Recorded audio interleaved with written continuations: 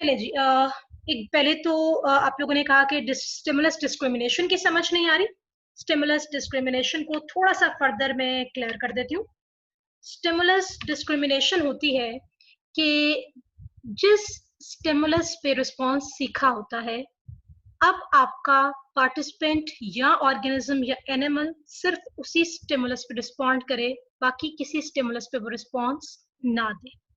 पेवलोव के डॉग ने जिस टोन पे सेलिवेशन प्रोड्यूस करना सीखी है, अब सिर्फ उसी पे स्लाइवा प्रोड्यूस हो, बाकी स्टिमुलाई पे वो स्लाइवा प्रोड्यूस ना करे। अब अगर मोबाइल की घंटी बजती है, बजर बजता है, मेटेलिक साउंड प्रोड्यूस होता है, डॉग उस पे सेलिवेशन प्रोड्यूस नहीं करेगा। वो डिस्क्रिमिनेट करना शुरू उसने सीख लिया है।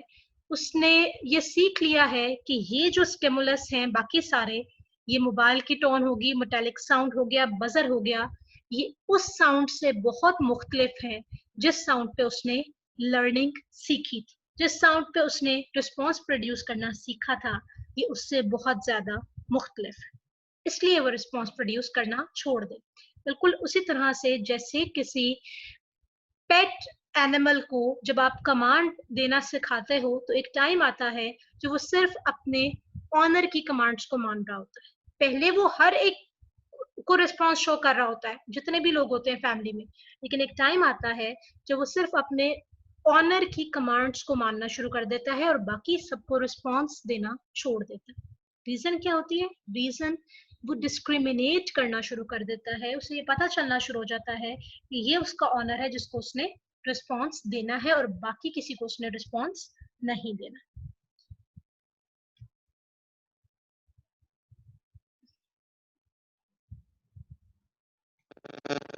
ठीक है, अगर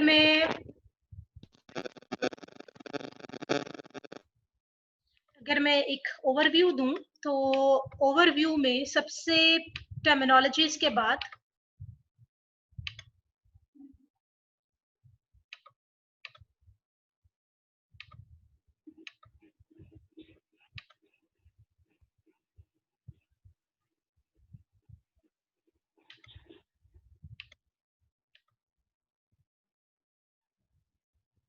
अच्छा, अगर मैं आपको इसका थोड़ा सा ओवरव्यू दूं तो ओवरव्यू में सबसे पहले हमने एक्विजिशन को कवर किया था। Acquisition learning of a response है।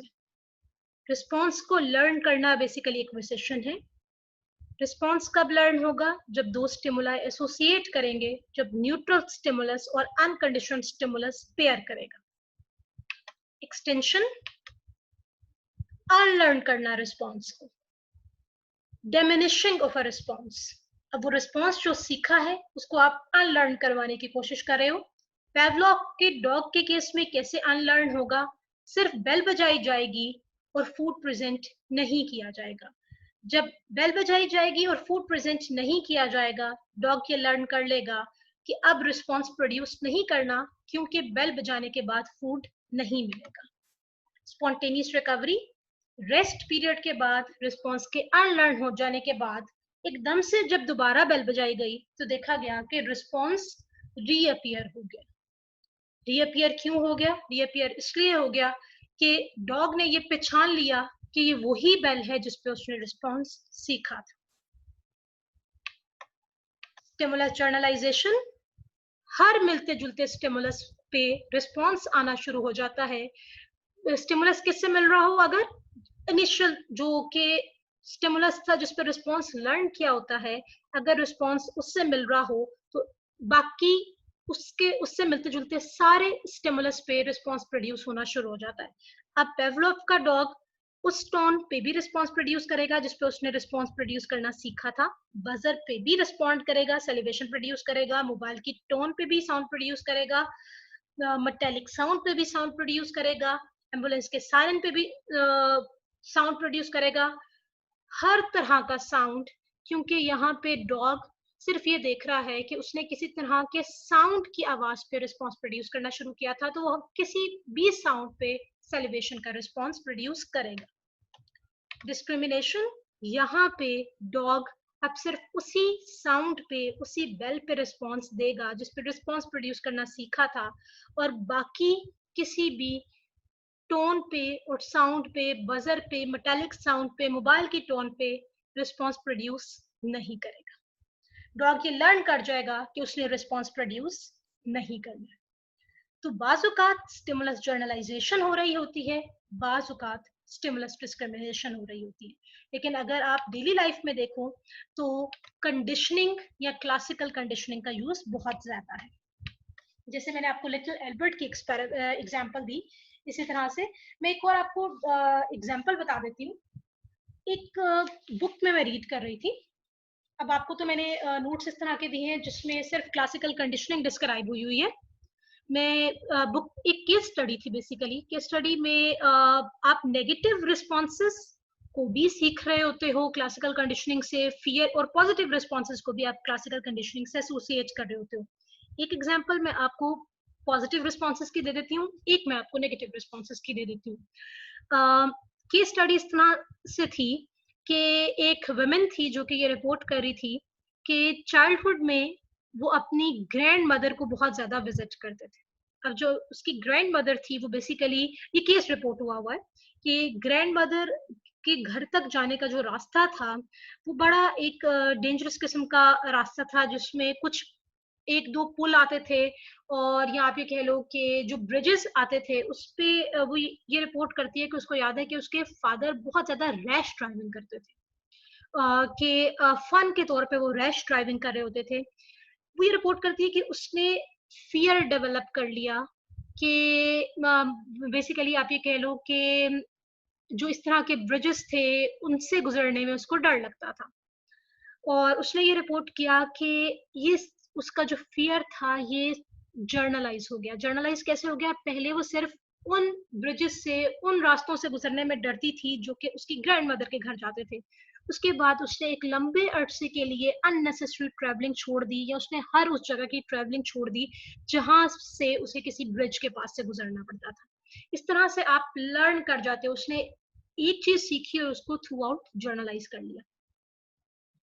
इसी तरह से एक और केस रिपोर्ट हुआ था। ये फियर का रिस्पॉन्स उसने लर्न किया यहाँ से कि जहां जिस ब्रिज का फियर डेवलप हुआ उसके बाद उसने हर एक पे उसको अप्लाई कर दिया। इसी तरह से एक और केस स्टडी रिपोर्ट हुई थी। केस स्टडी इस तरह से रिपोर्ट हुई थी, एक कोई खास तरह की च्युइंगम थी। अब मुझे उसका च्युइंगम थी, और वो एक वुमेन जो कि बेसिकली उसने एडिटर को, न्यूज़पेपर के एडिटर को ये लेटर लिखा था। और न्यूज़पेपर के एडिटर को उसने क्या लिखा था? उसने लिखा था कि मेरा एक बॉयफ्रेंड था जो कि च्युइंगम का एक खास तरह का ब्रांड खाता था, और इसी तरह से वो सिगरेट भी पीता था।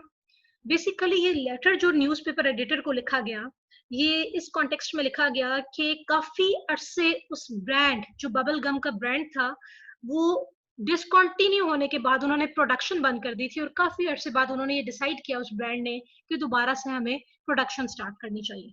तो वो वुमेन ये रिपोर्ट करती है कि उसने जैसे ही ये देखा कि इस बबल गम ने दोबारा से प्रोडक्शन स्टार्ट की है, वो एड देखा, उसको वो सारा कुछ रिफ्रेश हो गया, जो कि उसके मतलब उसके जितने भी इमोशनल रिस्पॉन्सेस थे वो सारा कुछ रिफ्रेश हो गया उसकी मेमोरी में। उसको एग्जैक्टली वो सब कुछ याद आने लगा कि उसका बॉयफ्रेंड किस तरह से सिगरेट की खास सिगरेट और उसके बाद बबल गम, और वो जो एक खास तरह का बबल गम की स्मेल थी वो उसको एसोसिएट कर सकती थी, इवन सिर्फ उस एड को देखने के बाद कि बबल गम ने दोबारा से उसे उस कंपनी में ने उस बबल गम की प्रोडक्शन दोबारा स्टार्ट कर दी।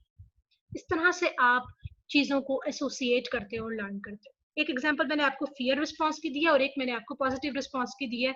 और उस वुमेन ने ये रिपोर्ट किया कि उसको वो सारी लव की फीलिंग और वो सारी वापस रिफ्रेश हो गई, क्योंकि उनका ब्रेकअप हो गया था। लेकिन उनका, उस वुमेन का कहना यह था कि इस बबल गम के सिर्फ इस एड से कि वो कंपनी दोबारा से बबल गम की प्रोडक्शन स्टार्ट करी है, वो सारी फीलिंग दोबारा से इनिशिएट हो गई।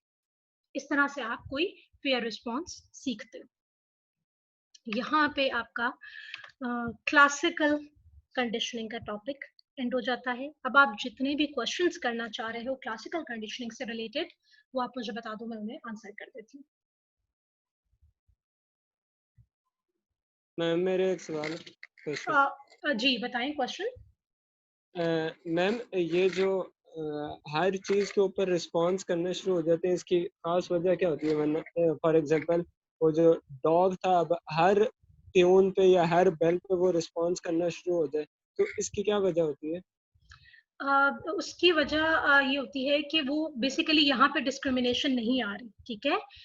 बाज़ औक़ात आप के अगर आप एनिमल्स वगैरह के लिहाज से देखो तो उनके लिए साउंड को डिफरेंशिएट करना मुश्किल होता है। उन्हें लगता यानी वो डिस्क्रिमिनेट नहीं कर पा रहे होते, वो डिफरेंशिएट नहीं कर पा रहे होते, उन्हें लग रहा होता है कि साउंड सारे सिमिलर हैं, इसलिए वो रिस्पॉन्स प्रोड्यूस करना शुरू कर देते हैं। शुरू में जब आपने नई नई लर्निंग होती है, जब आप एक नया रिस्पॉन्स सिखाते हो, तो आप ये देखते हो कि शुरू में जब नया रिस्पॉन्स प्रोड्यूस होता है, तो उस नए लर्निंग जब इनिशियल लेवल पे होती है, तो स्टिमुलस जर्नलाइजेशन होती है, यानी एक ऑर्गेनिज्म या पार्टिसिपेंट वो हर तरह के स्टिमुलस पे रिस्पॉन्स प्रोड्यूस करना शुरू कर देता है। जैसे ही लर्निंग थोड़ा सा टाइम गुजरता है या लर्निंग मैच्योर होना शुरू हो जाती है, वो रिस्पॉन्स प्रोड्यूस करना छोड़ देता है और उसके बाद वो स्टिमुलस डिस्क्रिमिनेशन की साइड पे मूव करना शुरू कर देता है। यानी अभी आप लोगों ने नई नई एक चीज सीखी है, एक स्किल एक्वायर की है, आप मिलते जुलते हर स्टिमुलस पे रिस्पॉन्ड करना शुरू कर देते हो, क्योंकि आप डिफरेंशिएट नहीं कर पा रहे होते, ठीक है। लेकिन उसमें होता क्या है कि जैसे ही आपकी लर्निंग मैच्योर हो जाती है, शुरू में आपके लिए डिफरेंशिएट करना मुश्किल होता है। जब डॉग इनिशियल लेवल पे होगी लर्निंग, वो डिफरेंशिएट नहीं कर पाएगा कि साउंड्स कैसे डिफरेंट हैं। उसे लगेगा कि हर साउंड पे लाजमी फूड मिलेगा। लेकिन जैसे जैसे एक्सपेरिमेंट बार बार होता है, जैसे जैसे लर्निंग मैच्योर होती है, डॉग ये डिफरेंशिएट करना सीख लेता है कि बेसिकली ये वो साउंड नहीं है जिसपे उसने लर्निंग सीखी थी। अब वो सिर्फ उसी साउंड को ढूंढता है जिसपे उसने लर्निंग सीखी थी और रिस्पॉन्स प्रोड्यूस करता है। इस यहाँ पे जाके बेसिकली आप स्टिमुलस डिस्क्रिमिनेशन यूज कर रहे होते हैं, ठीक है। शुरू में स्टिमुलस जर्नलाइजेशन के चांसेस ज्यादा होते हैं जब लर्निंग नई और इनिशियल लेवल पे होती है। एक पर्सन के लिए डिफरेंशिएट करना मुश्किल होता है। मैं एक एग्जांपल आपको दे देती हूँ। जो नया जो नई नया जो जो पर्सन नया नया सिगरेट पीना शुरू करता है, वो हर तरह का सिगरेट यूजुअली पी लेता है। आपने देखा होगा जो सिगरेट स्मोकर्स होते हैं, जो चेन स्मोकर्स होते हैं बेसिकली, या ब्रांड प्रेफरेंस बहुत ज्यादा होती है सिगरेट के केस में। शुरू में वो हर जब ये आप ये कह लो कि एडिक्शन डेवलप हो रही होती है नई नई, तो पर्सन हर तरह का सिगरेट एक्सेप्ट कर रहा होता है। लेकिन उसके बाद एक खास तरह की ब्रांड प्रेफरेंस डेवलप हो जाती है, वो एक खास तरह का टेस्ट डेवलप हो जाता है, और यूजुअली वो उसी ब्रांड का सिगरेट प्रेफर करते हैं। शुरू में जर्नलाइजेशन होती है, आगे जाके कुछ टाइम के बाद डिस्क्रिमिनेशन आपको नजर आना शुरू करती है।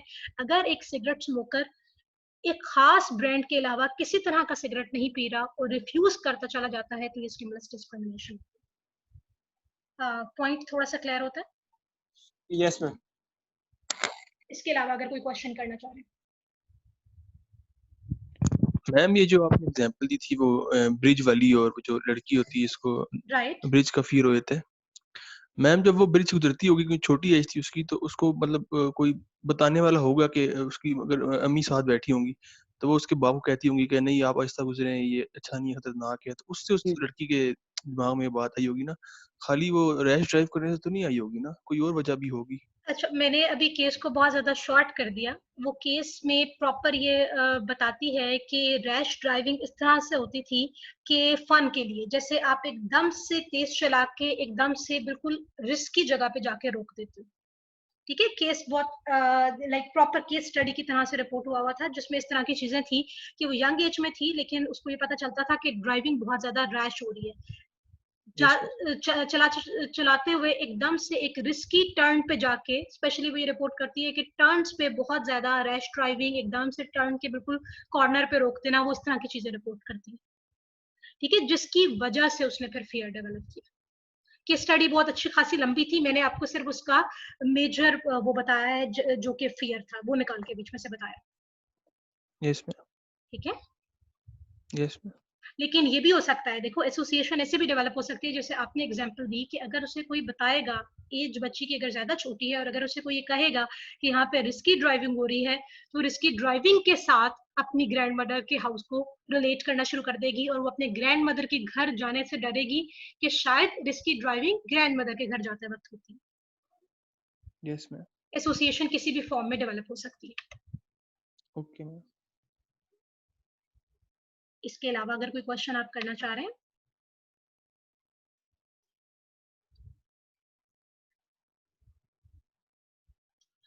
इसके अलावा कोई क्वेश्चन नहीं है?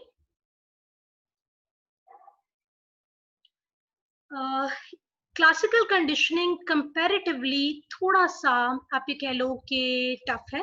जो ऑपरेंट कंडीशनिंग है वो कंपैरेटिवली इससे आसान है। ये जरा टफ है, लेकिन जब आप देखोगे ऑपरेंट कंडीशनिंग थोड़ा सा इससे ज्यादा आसान होता है।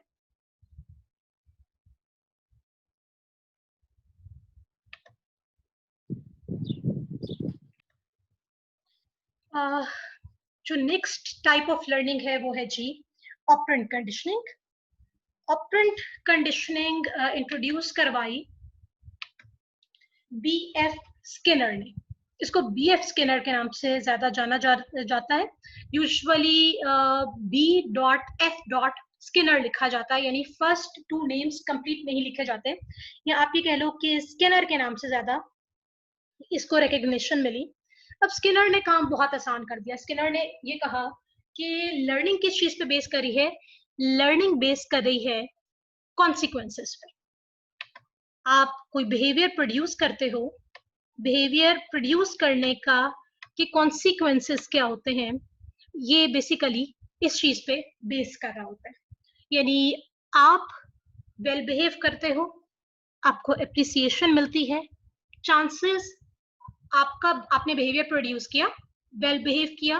फॉर एग्जाम्पल आप क्लासरूम में बिल्कुल खामोशी से बैठे हुए थे, ये आपका बिहेवियर था, टीचर आपको अप्रिशिएट करता है, ये क्या है? ये कॉन्सिक्वेंस है। आपको एप्रिसिएशन मिली, चांसेस बढ़ जाएंगे कि आप दोबारा से वेल बिहेव करोगे, क्योंकि कॉन्सिक्वेंस यानी रिस्पॉन्स के बाद जो आपको रिजल्ट मिला, इसका जो कॉन्सिक्वेंस मिला, जो रिएक्शन आया, वो पॉजिटिव था। इसी तरह से अगर क्लास में आप मिसबिहेव करते हो, आपको डांट पड़ती है। मिसबिहेवियर आपका रिस्पॉन्स है, आपको जो डांट पड़ती है बेसिकली वो कॉन्सिक्वेंस है, रिएक्शन जो आपको मिला। आपने ये लर्न कर लिया कि जब जब रिएक्शन नेगेटिव आएगा, आपको डांट पड़ेगी, तो आप बेसिकली आपको पनिशमेंट दी जा रही है, और आप ये सीख जाते हो कि आपने फलां रिस्पॉन्स दोबारा नहीं करना जिसकी वजह से आपको डांटा गया। ठीक है, इसका कॉन्सेप्ट बहुत सिंपल है। इसका कॉन्सेप्ट ये है कि हर बिहेवियर के बाद जो कॉन्सिक्वेंसेस हमें मिलते हैं, हर जो हम बिहेवियर प्रोड्यूस करते हैं, या आप ये कह लो कि हर बिहेवियर या हर रिस्पॉन्स जो हम प्रोड्यूस करते हैं, उसके बाद उसके जो कॉन्सिक्वेंसेस होते हैं वो डिटरमिन करते हैं कि बिहेवियर दोबारा प्रोड्यूस होगा या बिहेवियर दोबारा प्रोड्यूस नहीं होगा। अगर कॉन्सिक्वेंसेस पॉजिटिव होते हैं, चांसेस बढ़ जाते हैं कि बिहेवियर प्रोड्यूस होगा।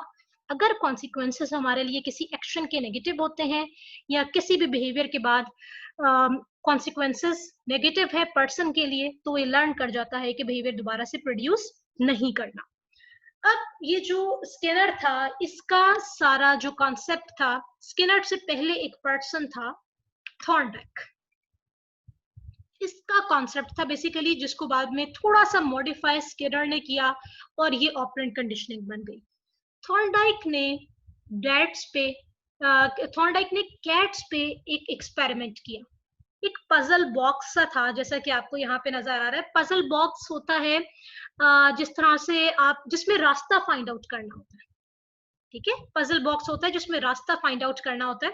थॉर्नडाइक ने कैट्स को यूज किया, और कैट्स को यूज करने के बाद थॉर्नडाइक ने जब उसने कैट्स को यूज किया, तो उसने पजल बॉक्स के बाहर फूड रख दिया। और कैट्स का काम क्या था? कैट्स का काम ये था कि रास्ता फाइंड आउट करना है, और जब वो बाहर निकलेंगी पजल बॉक्स से तो उन्हें फूड मिल जाएगा। कॉन्सिक्वेंस यानी फूड उनके लिए पॉजिटिव होगा। तो उसने कहा ये कि हर वो रिस्पॉन्स, हर वो बिहेवियर, हर वो एक्शन जिसका रिजल्ट सेटिस्फाइंग होता है ऑर्गेनिज्म के लिए, सेटिस्फाइंग होता है, प्लेयरेबल होता है, पॉजिटिव होता है, वो चांसेस बढ़ जाते हैं कि वो रिस्पॉन्सेस दोबारा से प्रोड्यूस होते हैं।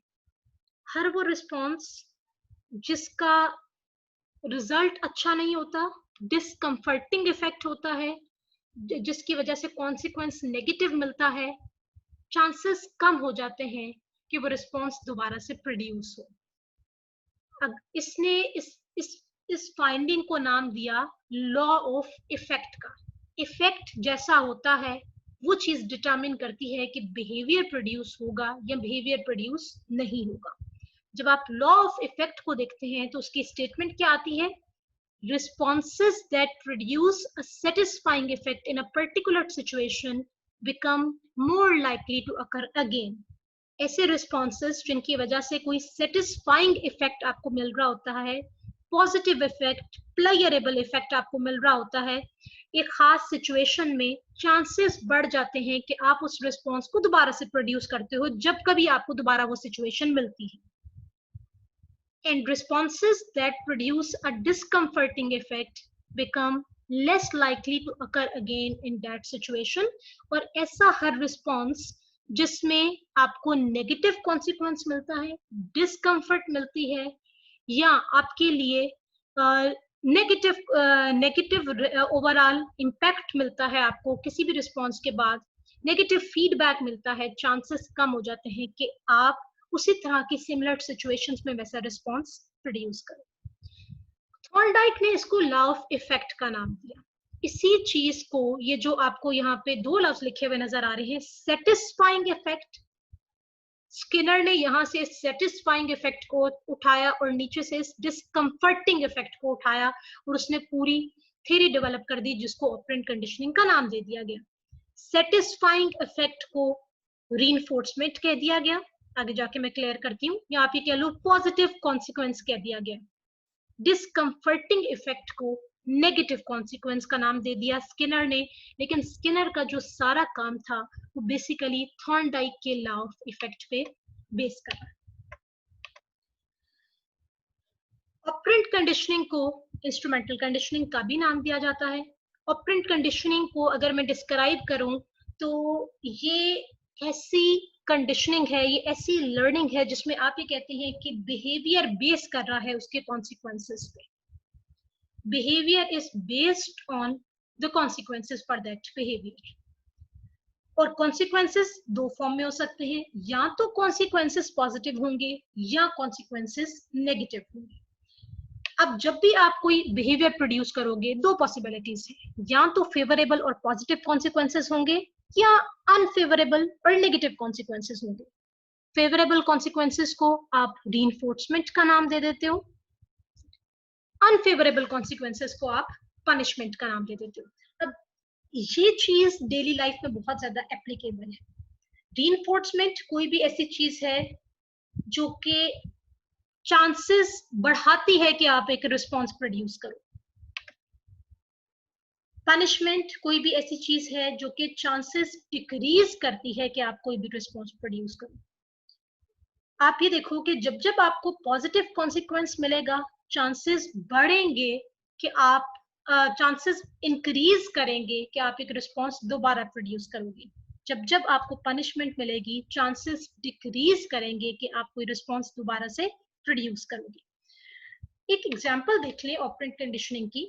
मैंने आपको क्लासरूम की एग्जांपल दी थी। एग्जांपल क्या है कि अगर एक बच्चा खामोशी से, छोटा बच्चा अगर खामोशी से टेबल पे बैठा हुआ है, या आप ये कह लें गेस्ट्स आए हुए हैं, उनके सामने एक बच्चा अच्छा बिहेव करता है, वेल बिहेव करता है गेस्ट्स के सामने, या खामोशी से अपनी चेयर पे बैठता है जो कि उसको बताया गया। अब पेरेंट्स तो यही चाहते हैं, यही डिजायर्ड रिस्पॉन्स है, यही पेरेंट्स चाहते हैं कि वो मिसबिहेव ना करे। और वो क्या करते हैं, वो बच्चे को कोई कैंडी दे देते हैं, वो बच्चे को कोई चॉकलेट दे देते हैं, क्योंकि बच्चा खामोशी से बैठा है अपनी चेयर पे या उसने गेस्ट्स के सामने अच्छा बिहेव किया। क्या होगा, चांसेस बढ़ेंगे। बच्चे को जो आपने टॉफी दी या चॉकलेट दी या आपने बच्चे को अप्रिशिएट किया कि बहुत अच्छा किया कि खामोशी से बैठे रहे, या कोई पॉजिटिव रिमार्क्स दे दिए, चांसेस बढ़ेंगे नेक्स्ट टाइम गेस्ट्स आएंगे बच्चा दोबारा से वेल बिहेव करेगा, क्योंकि बच्चे को याद है कि पहली बार वेल बिहेव करने पे कैंडी या चॉकलेट दी गई है, इसीलिए वो उसका बिहेवियर इंक्रीज करेगा due to positive consequence, due to candy and chocolate, कि वो दोबारा से वेल बिहेव करे। इस तरह से जब पॉजिटिव कॉन्सिक्वेंस मिलता है, चांसेस बढ़ जाते हैं कि एक बिहेवियर दोबारा से परफॉर्म होगा। स्किनर ने एक एक्सपेरिमेंट किया। एक्सपेरिमेंट के बाद में आपको बेसिकली दो कॉन्सेप्ट स्किनर के इंपॉर्टेंट थे, एक रीइंफोर्समेंट और एक पनिशमेंट। ठीक है, रीइंफोर्समेंट का कॉन्सेप्ट इंपॉर्टेंट था और पनिशमेंट का कॉन्सेप्ट इंपॉर्टेंट था। या आप ये कह लो कि स्किनर सिर्फ ये कहता है a behavior is based on its consequences. Consequences can be of two types, either positive, either negative. Positive consequences are termed as reinforcement, या आप ये कह लो कि हर फेवरेबल चीज reinforcement है, हर अनफेवरेबल चीज पनिशमेंट है। ओवरऑल इसकी थ्योरी सिर्फ इस चीज पे बेस कर रही है। अब इसने एक एक्सपेरिमेंट कंडक्ट किया। एक्सपेरिमेंट कैसे कंडक्ट किया, एक हंग्री रैट लिया। हंग्री रैट लेने की वजह यह है कि जब तक एनिमल को भूख नहीं लगी होगी वो कोई एक्ट परफॉर्म नहीं करेगा। उसने उसे एक स्किनर बॉक्स में रखा। ठीक है, स्किनर बॉक्स में जब उसने एनिमल को रखा, ये स्किनर बॉक्स आपको नजर आ रहा है। अब स्किनर बॉक्स के एक साइड पे ये आपको पैलेट डिस्पेंसर नजर आ रहा है। ये एक ऐसी ट्यूब थी जहां से फूड इंसर्ट किया जा सकता था रैट के लिए। लिवर नजर आ रहा है, लिवर प्रेस करना होता था। एक्शन क्या परफॉर्म करना होता था, लिवर प्रेस करना होता था। रैट जब लिवर प्रेस करता था, आप ये कह लो कोई हैंडल सा लगा हुआ था कि रैट जब हैंडल प्रेस करेगा तो उसको फूड मिलेगा, रैट जब हैंडल प्रेस नहीं करेगा तो फूड पैलेट डिस्पेंसर खाली रहेगा। इसी तरह से लाइट्स लगी हुई थी, कुछ एक्सपेरिमेंट्स में लाइट्स को यूज किया गया। इसी तरह से आपको नीचे एक ग्रिड सी नजर आ रही है, इसके इलेक्ट्रिक ग्रिड।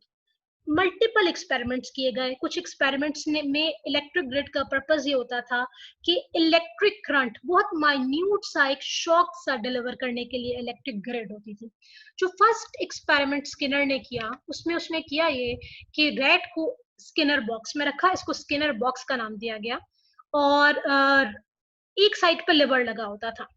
अब रैट ऑटोमेटिकली तो डेफिनेटली लिवर प्रेस नहीं करेगा, हैंडल को प्रेस नहीं करेगा, और ना ही उसको ये पता है कि लिवर प्रेस करने पे उसको फूड मिलेगा। शुरू में रैट जैसे जब आप किसी एनिमल को किसी चैम्बर में डालोगे, आप देखोगे एनिमल इधर उधर घूमना शुरू कर देगा। एग्जैक्टली बिल्कुल वैसे ही हुआ, रैट इधर उधर घूमना शुरू कर दिया उसने।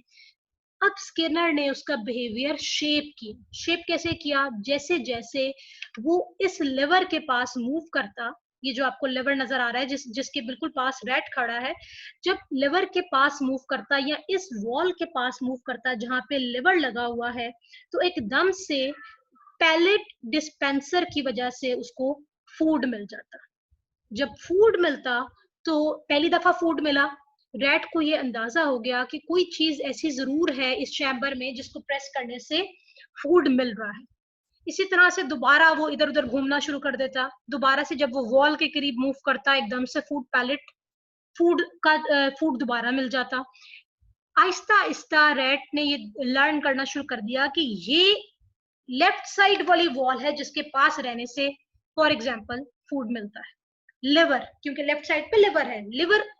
इसी तरह से जब लेफ्ट साइड की वॉल के पास रहना शुरू कर दिया, अब स्किनर ने ज्यादा क्लोजर रिस्पॉन्स डिमांड किया कि गलती से लिवर प्रेस होगा तब सिर्फ फूड मिलेगा। रैट ने देखा फूड नहीं मिल रहा, उसने दोबारा से लेफ्ट वॉल के आसपास घूमना शुरू कर दिया, एकदम से गलती से लिवर को टच कर दिया, फूड दोबारा मिल गया, आप बिहेवियर शेप करते हो। इसी तरह से स्किनर ने रैट्स का बिहेवियर शेप किया कि वो लिवर प्रेस करेंगे तो उनको फूड मिलेगा। आप यहाँ पे देखो, क्लासिकल कंडीशनिंग के केस में पहले स्टिमुलस था, फिर रिस्पॉन्स प्रोड्यूस हो रहा था, एनवायरनमेंट से स्टिमुलस मिलता था तब रिस्पॉन्स प्रोड्यूस होता था। पैवलोव के केस में स्किनर ने क्या किया, ऑपरेंट कंडीशनिंग में पहले रिस्पॉन्स आता है, देन उसका कॉन्सिक्वेंस आता है। अब आप ये देखो, रैट लिवर प्रेस करेगा, ये रैट का रिस्पॉन्स है, देन फूड मिलेगा। रैट का लिवर प्रेस करना रिस्पॉन्स है और फूड का मिलना उसका कॉन्सिक्वेंस है, या आप ये कह लो कि फूड का मिलना स्टिमुलस है। पहले रिस्पॉन्स आएगा, बाद में स्टिमुलस या कॉन्सिक्वेंस आएगा। अब रैट लिवर प्रेस करता और उसको फूड मिल जाता, रैट ने ये लर्न कर लिया कि लिवर प्रेस करेगा तो फूड मिलेगा। इसी तरह से जिन एक्सपेरिमेंट्स में इलेक्ट्रिक ग्रिड यूज की गई, शॉक यूज किया गया, उसमें क्या था, उसमें ये था कि जैसे ही शॉक जनरेट होगा, लिवर प्रेस करेगा तो शॉक जनरेट होना बंद हो जाएगा। जैसे ही लिवर प्रेस करेगा, जो नीचे से शॉक ग्रिड की फॉर्म में मिल रहा था वो मिलना बंद हो जाएगा। ये एक्सपेरिमेंट्स थे स्किनर के। अब ये जो फूड मिलना था ये रीइंफोर्समेंट थी, यानी लिवर प्रेस किया, रिस्पॉन्स प्रोड्यूस किया, फूड मिला, फूड का मिलना रीइंफोर्समेंट था। लिवर प्रेस किया और जो शॉक मिल रहा था, शॉक का मिलना बेसिकली पनिशमेंट था रैट के लिए, क्योंकि शॉक एडमिनिस्टर करना, इलेक्ट्रिक ग्रिड से शॉक जो मिल रहा है वो रैट के लिए अनफेवरेबल था। तो कुछ एक्सपेरिमेंट्स फूड के साथ कंडक्ट किए गए, फेवरेबल कॉन्सिक्वेंस के साथ कंडक्ट किए गए, कुछ एक्सपेरिमेंट इलेक्ट्रिक ग्रिड यानी शॉक के साथ कंडक्ट किए गए। अब मैं आपको ये बता देती हूँ, रीइंफोर्समेंट कोई भी ऐसा कॉन्सिक्वेंस है, कोई भी ऐसा स्टिमुलस है जो कि इन चांसेस बढ़ाता है कि एक रिस्पॉन्स दोबारा से प्रोड्यूस हो। कोई भी ऐसा स्टिमुलस जो कि प्रोबेबिलिटी इंक्रीज करे, जो कि चांस को बढ़ाए कि एक पार्टिसिपेंट रिस्पॉन्स दोबारा प्रोड्यूस करेगा, उसको कहा जाता है रीइंफोर्समेंट। पनिशमेंट कोई भी ऐसा स्टिमुलस है जो कि चांस को डिक्रीज करे कि एक रिस्पॉन्स दोबारा से प्रोड्यूस होगा। अब आप ये देखो, आप क्लास में वेल बिहेव करोगे, आपको अप्रिशिएट किया जाएगा, चांसेस बढ़ेंगे कि आप क्लास में अच्छा बिहेव करोगे। या आप हैंड रेज करते हो, आप क्वेश्चन करते हो, टीचर आपको अप्रिशिएट करता है कि क्वेश्चन बहुत अच्छा है, चांस बढ़ेगा कि आप दोबारा से क्वेश्चन करोगे क्लास में।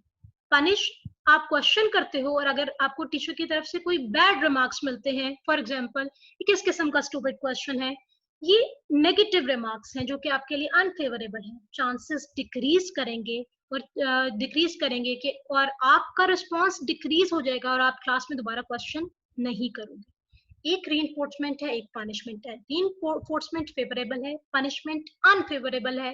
रीइंफोर्समेंट बिहेवियर को प्रोड्यूस होने का चांस बढ़ा रही है, पनिशमेंट बिहेवियर के प्रोड्यूस होने का चांस डिक्रीज कर रही है। मीटिंग का टाइम एंड हो रहा है, मैं मीटिंग का एक लिंक जनरेट कर रही हूँ, नेक्स्ट 15 मिनट्स इसको कंटिन्यू करते हैं, देन इसको एंड करेंगे।